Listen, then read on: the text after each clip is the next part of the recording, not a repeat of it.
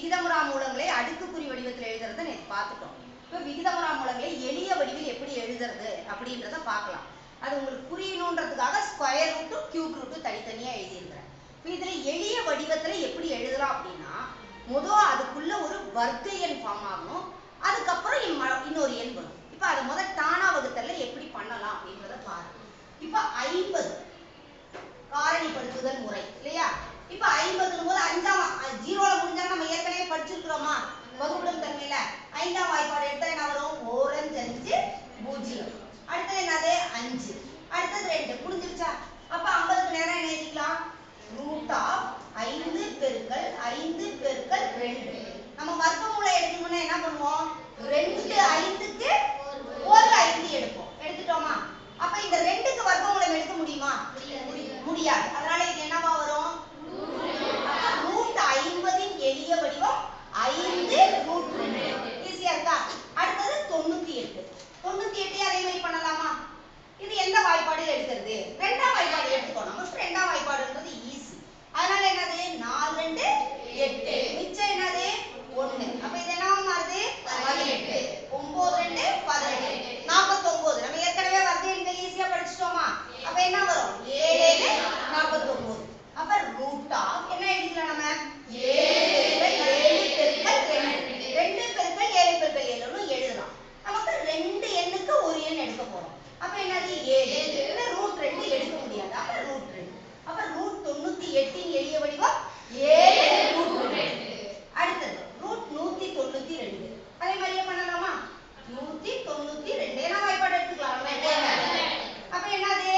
9 2 18. மிச்சம் 1 12. அப்ப 6 2 12. மறுபடியும் என்ன வாய்ப்பாடு எடுத்துக்கலாம்? மூணாம் வாய்ப்பாடும் எடுக்கலாம், இரண்டாம் வாய்ப்பாடு எடுக்கலாம். உனக்கு மூணாம் வாய்ப்பாடு எடுக்க கஷ்டம்னா இரண்டாம் வாய்ப்பாடு எடுத்துக்கோ, இல்ல மூணாம் வாய்ப்பாடு எடுத்துக்கோ. அப்ப என்ன பண்ணிக்கலாம்? மூணாம் வாய்ப்பாடு எடுத்தீங்கன்னா ஈஸியா முடிஞ்சுக்கும். அப்ப மூணாம் வாய்ப்பாடு எடுத்துக்கலாமா? சரி. அப்ப 3.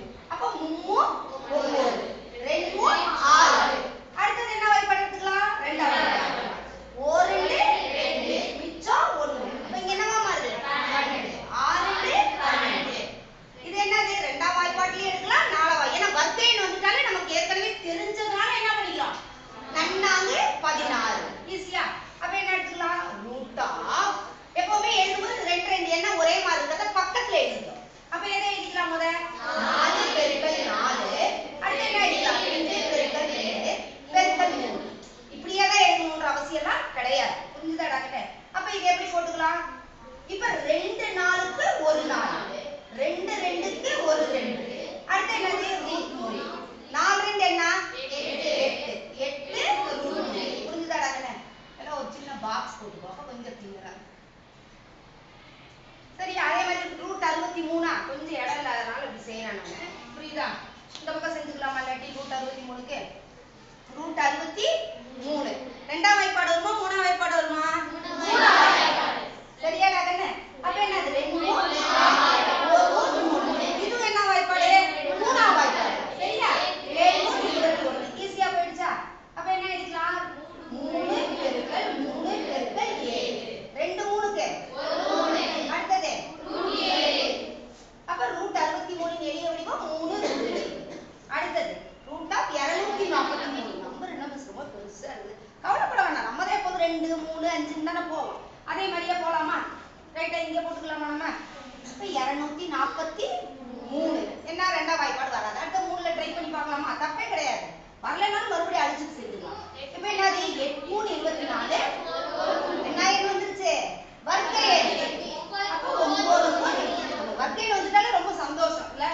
ஏன்னா ஏற்கனவே நம்ம படிச்சிருக்கிறதுனால. அப்ப என்ன எழுதிக்கலாம்? முத 9 பெருக்கல் 9 பெருக்கல் 3. 2 9க்கு 1 9.